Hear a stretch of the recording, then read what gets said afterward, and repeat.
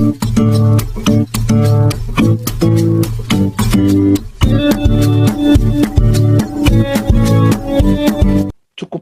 keluargamu dulu. Jangan sampai Anda juga melihara orang tuamu, anakmu kelaparan. Jangan. Prioritas anakmu dulu sama istrimu. Kemudian orang tuamu. Balik ya, jangan dibalik. Nanti anakmu kepahitan. Anakmu dulu diberesin. Lalu orang tuamu. Kemudian saudaramu, ponakanmu. Baru orang-orang di luar sana yang tidak kita kenal. Nah, terakhir, Anda kirim, wah iya ini Pastor Paul mau bikin truk ini ya, mau beli truk buat keliling sampai ke Mongolia nih. Kirim kalau Anda berlimpah-limpah. Wah, saya kelimpahnya teman ya kirim semua, jangan tanggung-tanggung.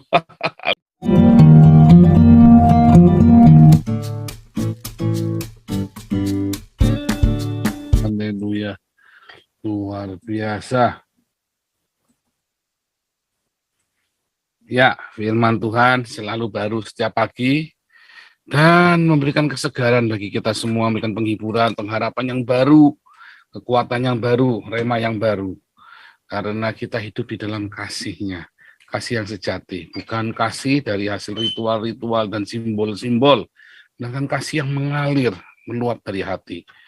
Ya, dengan mengasihi, mengampuni, memberkati, ya bahkan mengasihi, mengampuni, memberkati mertua Anda yang bawelnya minta ampun, ya yang sarapannya pakai petasan, makan malamnya pakai bom molotov itu ya. Tapi kalau kasih itu melimpah, ya walaupun dia pakai molotov, sekalian Anda bilang, "Ma, pakai meriam sekalian." Nanti gitu ya. Mau meriam tama, tak belikan. Nah, gitu ya. Haleluya. Itu kayak istri saya itu ya, kayak anak. Malam-malam pakai bom molotov ya mertuanya. Lalu istri saya bilang, "Mami mau pakai meriam ya, tak belikan Mi. Jangan khawatir, beli 3 langsung." Wah, luar biasa saudara. Tiap malam langsung ya makan malamnya meriam saudara. Wah, tapi ya itu tadi ya, akhirnya takluk ya. Takluk dia kasih yang melimpah dari hidupnya. Waktu mami sakit itu berapa lama itu isi saya yang ngopeni ya, yang bersihkan ya, karena waktu itu kami pontang-panting lagi nggak karu-karuan ya. Kakak saya juga nggak bisa semua. Wah, isi saya yang cepokin, yang bersihkan semua, buang kotorannya semua ya. Wah, luar biasa. Akhirnya itu tadi ya, kasih yang melimpah itu menaklukkan. Tapi yang lebih luar biasa lagi saudaraku ya. Nah, ini hari ini kita mau belajar ya. Bagaimana tentang persembahan sulung. Selama ini Anda dengar tentang persembahan sulung itu adalah diberikan kepada pendeta atau diberikan kepada gereja. Alkitab tidak pernah mengajarkan persembahan sulung itu diberikan kepada pendeta atau gereja saja. Ya, dan untuk dinikmati oleh pendetanya saja atau untuk pembangunan gereja, nggak pernah ya. Persembahan sulung dari zaman perjanjian lama yang menikmati adalah orang-orang yang membutuhkan. Perpuluhan juga begitu, jadi harus dibagi.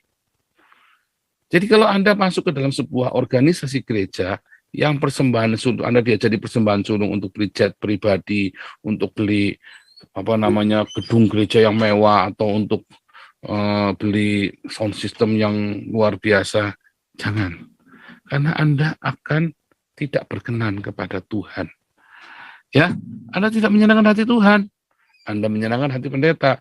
Tentu saja Anda akan mendapat prioritas. List doa pertama kali, apalagi kalau persembahannya di atas 100 juta.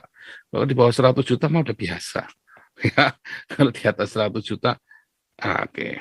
Kalau di atas 1 miliar, VIP. Kalau di atas 10 miliar, VIP. Nah, itu udah biasa. Tapi apakah Anda berkenan kepada Tuhan? Belum tentu. Apakah doanya Pak Pendeta dijawab sama Tuhan? Apalagi. Belum tentu lagi. Kadang-kadang Anda berdoa sendiri lebih mandi daripada si Pak Pendeta doa buat Anda. Wah, ini Pak Paul provokasi lagi. Oh, biasa, Nabi kok. Sudah biasa. Tetapi saya mau ngajari yang benar, yang sesuai dengan firman Tuhan. Dari awal, istilah persembahan sulung itu adalah untuk ya selalu dibagi untuk rumah Tuhan, ya untuk perawatan, untuk para imam, merawat para imam tentunya, tetapi juga selalu untuk orang-orang asing di tengah-tengahmu. Karena dulu pun kamu seorang asing, kata demikian ya. Artinya apa? Orang-orang gembel-gembel itulah, ya, orang-orang musafir-musafir itulah, yang di pinggir jalan, itulah orang-orang asing. Dia kan nggak punya rumah kan, butuh tumpangan. Makanya, ya, saya sangat menyayangkan sekali gereja punya lapangan parkir yang luas, yang lebar, tapi nggak punya rumah singgah. Coba, itu lapangan parkir dipakainya hari apa? Hari Minggu doang. Selain hari Minggu, anggur. Makanya usulkan, ya, kalau Anda yang ada berjemaat di gereja lain, usulkan. Pak, kalau malam dibikin apa, tenda atau apa buat orang tinggal tidur di situ, Pak.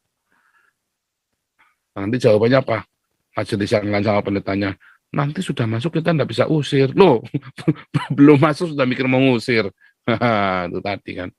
Tapi kan itu tugasnya gereja atau memberi tumpangan. Untuk supaya orang-orang asing itu, harusnya persembahan sulung itu buat melihara mereka. Sehingga tidak ada lagi gembel di kotamu.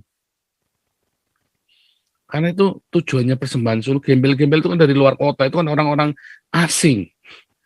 Ya kan? Persembahan sulung gunanya buat itu. Membuat rumah singgah untuk merawat mereka. Itu. Ya, selalu nilainya sepertiga. Karena itu ada artinya ya. Sepertiga itu harus diberikan untuk perawatan. Nggak boleh enggak. Tetapi ada lagi sekarang persepuluhan. Tadi ya sebutkan persepuluhan juga sama, selalu untuk orang jalan-jalan miskin, orang-orang miskin, anak-anak yatim, orang asing. Selalu ceritanya diakonia. Sehingga semua persembahan sulung Anda kalau gereja Anda tidak mengelola persembahan sulung itu untuk diakonia, itu gereja itu sedang menipu Anda. Tetapi kalau Anda yakin gereja itu berdiakonia dengan gila-gilaan, taruh di situ. Tutup mata, saudara. Anda akan diberkati. Saya jamin. Firman Allah yang mengatakannya soalnya. Kalau enggak saya nggak berani jamin ya.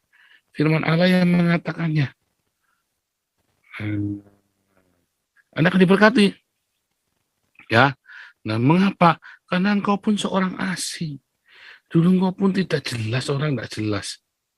Tetapi engkau diselamatkan. Makanya disebut persembahan sulung.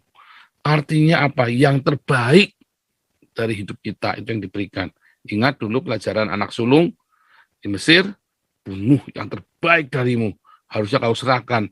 Tapi malah yang terbaik itu malah hilang. Malah direbut dari kita. Karena dosa. Tapi kalau yang terbaik dari kita, kita serahkan kepada Tuhan. Untuk apa? Untuk Tuhan. Apakah untuk Tuhan? Ya untuk diakonia itulah untuk Tuhan. Diakonia itu bukan basa-basi ya. Anda pikir diakonia itu aktivitas gereja? Bukan. Gereja membuatnya menjadi aktivitas gereja. Diakonia itu adalah amanat agung. Gereja, kalau tidak berdiakonia, itu bukan gereja. Kok jadi panti sosial? Bukan. Bukan. Gereja itu bukan panti sosial. Gereja melakukan tindakan sosial. Berdampak bagi sosial, tapi bukan panti sosial.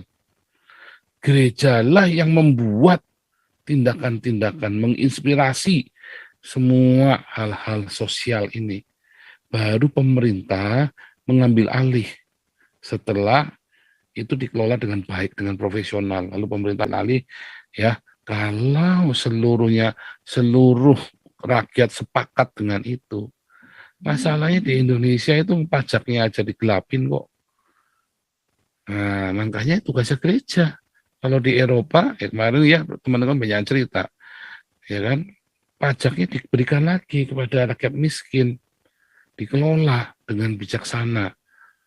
Saya bayar pajaknya saja 30% minimum, ya, bayar pajaknya 30% saya minimum, ya. Apalagi kalau ada penghasilan lain jadi 40%. Bayangin, hampir separuh dari penghasilan saya itu buat bayar pajak. Ya, buat apa? Buat merawat para imigran-imigran ini. pencari suaka ini. Buat apa? Buat merawat orang-orang miskin yang tidak seberuntung saya. Begitu ya. Jadi bagaimana dong? Ya itulah tugas gereja yang kemudian diambil alih oleh negara. Tapi gerejanya masih enggak, gereja di Eropa masih berdiakonia. Sekarang bukan kepada rakyatnya, bukan kepada jemaatnya, karena jemaatnya sudah dikecukupan. Tuhan memberkati, itu janji Tuhan. Kalau gereja mengelola uang jemaat, makanya di Indonesia nggak bangkit-bangkit karena gerejanya pun korup. Nah, itulah diakonia kita.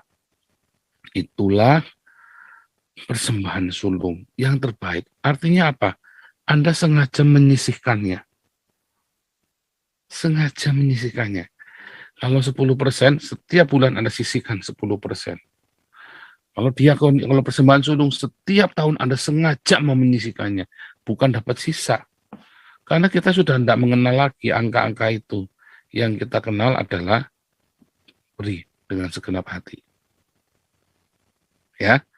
Nah, menjadi masalah yang kedua adalah ketika Anda melakukan persembahan sulung dan persembahan perpuluhan, sementara ibumu kelaparan, itu tidak boleh.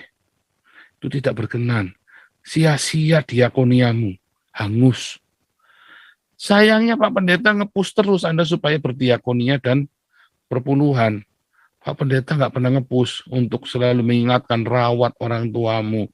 Nanti, oke, saudara, sekarang saudara berikan persembahan perpuluhan dan persembahan sulung kepada gereja. Nanti Tuhan yang akan merawat orang tuamu. Nggak ada firman Tuhannya begitu, saudara. Firman Tuhannya nggak begitu. Itu dimodifikasi sama Pak Pendeta. Firman Tuhannya bilang apa? Anda harus hormati orang tuamu. Supaya lanjut umurmu. Ya, hormati orang tuamu. Bahkan tadi kita baca dalam Matius 15, kamu nggak boleh uangnya kasih ke gereja lalu kamu nggak rawat orang tuamu. Nggak boleh, hati-hati loh. Ya, jadi prioritas sebelum Anda berdiakonia, perpuluhan dan segala macam, beresin orang tuamu dulu. Yang terbaik kau berikan buat orang tuamu, sisihkan yang terbaik. Pak, itu sudah otomatis belum tentu. Coba jujur, sudah belum Anda sengaja menyisihkan untuk orang tuamu? Belum tentu, supaya lanjut umurmu di tanah yang Tuhan berikan kepadamu. Ayo loh. Diberi tugas untuk merawat orang tuamu, sengaja menyisihkan yang terbaik buat orang tuamu, udah belum? Nah, Anda harus jujur. Jangan mikirin diakonia dulu, mikir orang tuamu dulu. Ya. Penting ya. Penting. Ya. Anda harus prioritaskan orang tuamu, ya. Kalau Anda tidak sampai gagal artinya Anda sedang gagal melakukan perintah Tuhan. Nah, saudara coba buka di Keluaran 20. Kita sudah pernah belajar ya. Bentar. Keluaran 20 ayat 12, Pak. Keluaran 20 ayat 12 ya. Nah, nanti saudara lihat, perhatikan ya. Begitu setiap bulan Anda sisihkan untuk orang tuamu, khusus untuk merawat orang tuamu, baik itu orang tua kandung maupun itu ibu mertua atau ayah mertua. Dua-duanya dirawat, bukan cuma salah satu. Karena yang satu tuh orang tua pasanganmu, yang satu orang tuamu, suami istri itu kudu merawat orang tuanya. Anakmu akan melihat. Anakmu melihat, dan dia akan merawatmu di hari tuamu. Kalau engkau tidak berikan yang terbaik, anakmu juga akan menyepelekan kamu. Utamakan orang tuamu dulu sebelum orang lain. Sebelum Anda sok-sokan mau ngasih kolektor, mau ngasih perpuluhan, mau ngasih ini, utamakan. Supaya lanjut umurmu. Ya. Anda boleh miliki segala macam, terus sakit penyakit dan Anda tidak karu-karuan. Ya. Ayo. Itulah sebabnya di Eropa orang-orang diberkati umurnya panjang-panjang. Mereka menghormati orang tuanya. Anda kalau punya orang tua, dimasukin ke panti jompo, karena memang kerepotan ya. Tetapi dalam sebulan Anda tidak tengok, Anda bisa masuk penjara loh. Serius, Anda bisa masuk penjara loh gara-gara nggak tengok orang tua loh.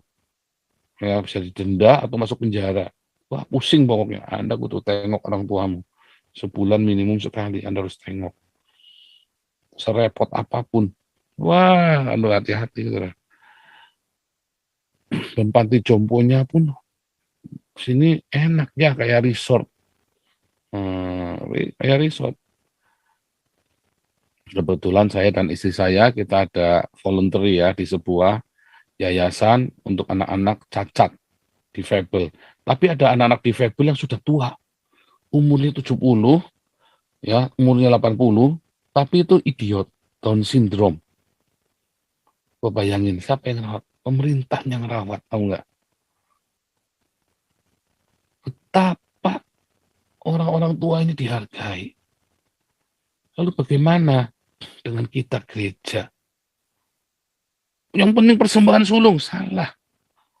Utamakan orang tuamu, yang terbaik buat orang tuamu. Sengaja sisihkan untuk orang tuamu, perawatan orang tuamu.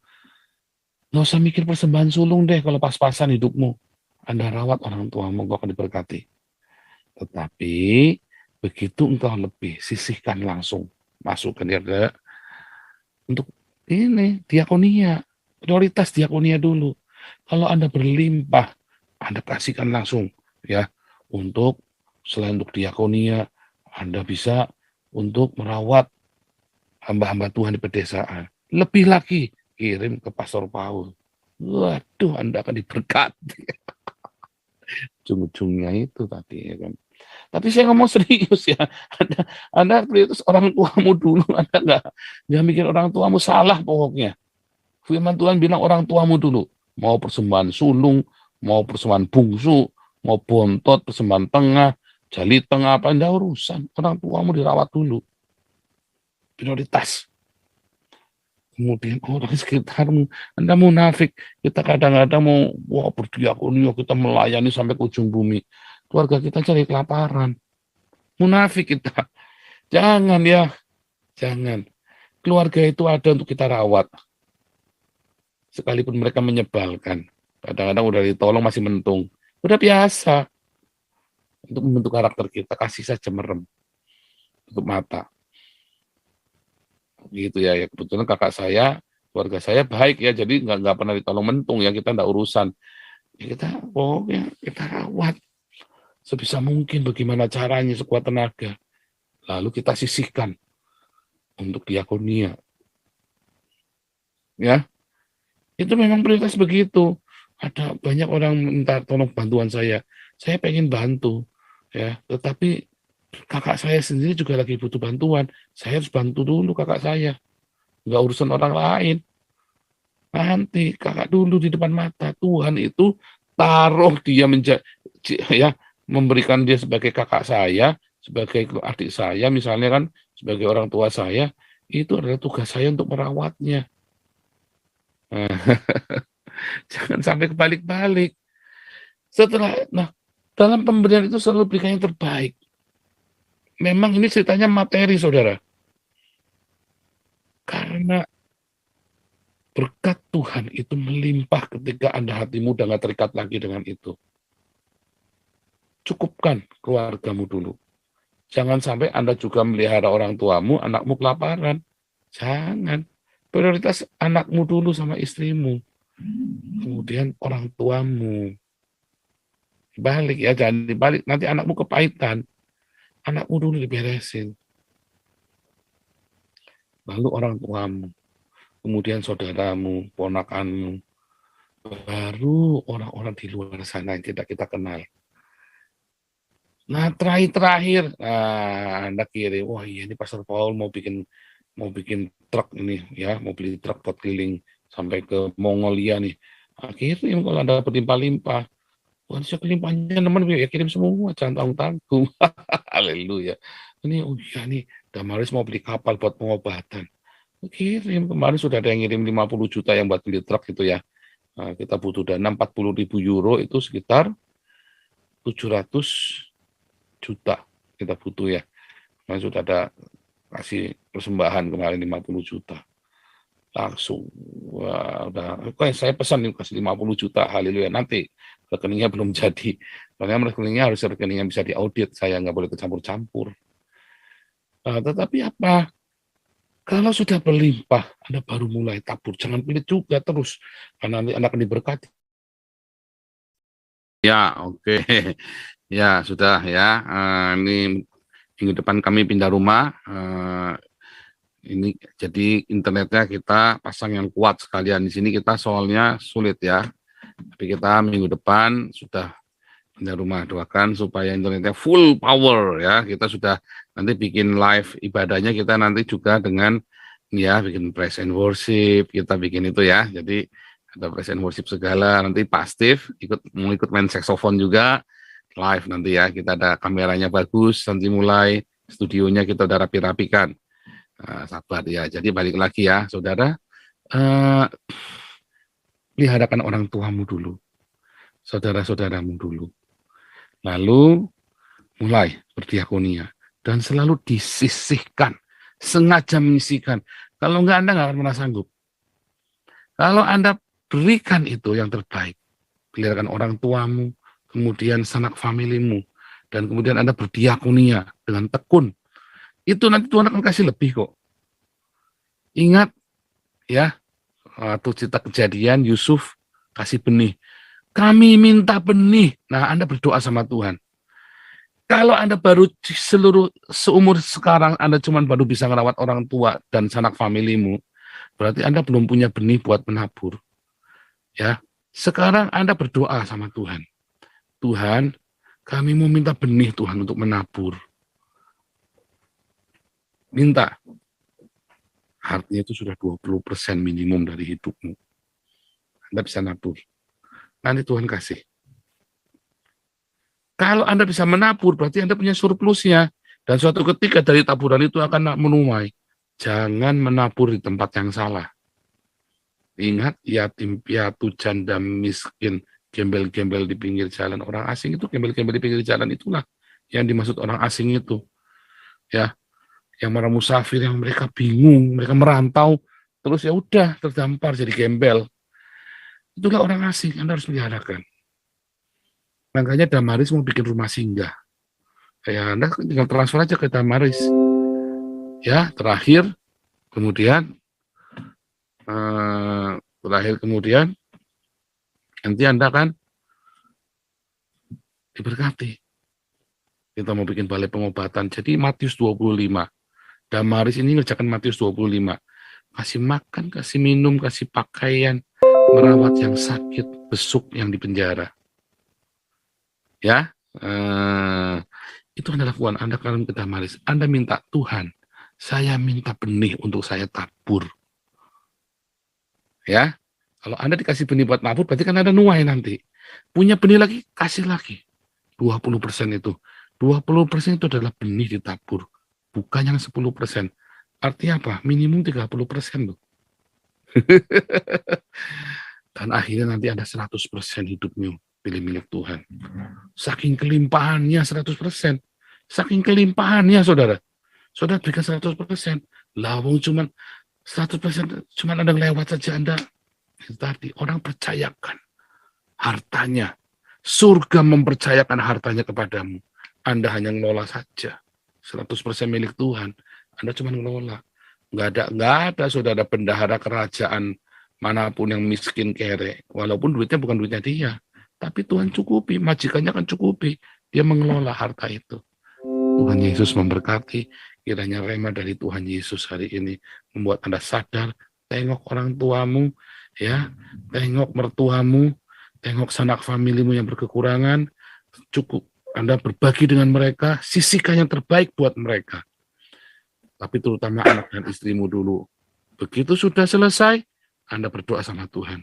Tuhan, aku minta benih untuk aku tabur. Nanti Tuhan kasih kau taburan. Dan disitulah kau akan berikan persembahan yang sulung itu kepada Tuhan. Dan persembahan itu bukannya cuma yang sulung saja. Karena di dalam teologi perjanjian baru, persembahan itu bukan 10%, 20% sulung bungsu bontot. Tetapi Anda harus 100%. Dan Anda cuma mengelola saja. Uang itu lewat Anda kelola. Uang itu lewat Anda kelola dengan bijak. Uang itu ada banyak di rekeningmu. Anda mengelolanya. Nggak ada bendahara kerajaan Allah terus anaknya sekolahnya sekolah gembel. Kasih sekolah yang baik. Lengkap ya. Nggak ada bendahara kerajaan Allah rumahnya rumah bedeng. Pasti yang terbaik Tuhan berikan. Kita boleh menikmatinya. Tetapi ingat, itu uang dari Tuhan kita, majikan kita. Hari ini semua uang yang kami ada, itu uang majikan kami. Kami hanya mengelolanya. Jadi kadang-kadang ada musuh-musuh lama saya juga nanya, wah sekarang kayak, oh bukan, kami sama saja sama yang dulu. Gaya hidup kami juga masih sama saja. Potong rambut juga masih potong rambut sendiri. Gaya hidup tetap sama. Dari dulu sampai sekarang. Hanya bedanya, sekarang kami mengelola, dan itu miliknya Tuhan, bukan milik kami. Tidak satu rupiah pun yang bisa saya tilep, ya kan? Nah, ini Pak Hawi kan tahu penatua kita ini. Ya, oke, semoga saudara hari ini pagi ini mendapat pencerahan dan Anda bisa hidup diberkati. Ya, minta benih. Tuhan, kami minta benih untuk menabur dan memberikan persembahan sulung kami, bahkan 100% itu untuk Tuhan, supaya hasilnya itu jadi milik Tuhan. Ingat Yusuf waktu di Mesir kan? Serahkan semuanya. Berikan kami benih buat ditabur. Dan Tuhan peliharakan rakyat Mesir ini, karena Yusuf ngajari menabur. Ngajari beri benih. Jangan dihabiskan semua. Jangan untukmu semua. Tuhan Yesus memberkati. Haleluya. Kita akan berdoa untuk buku Pancasila. Ya, tolong dimatikan ini.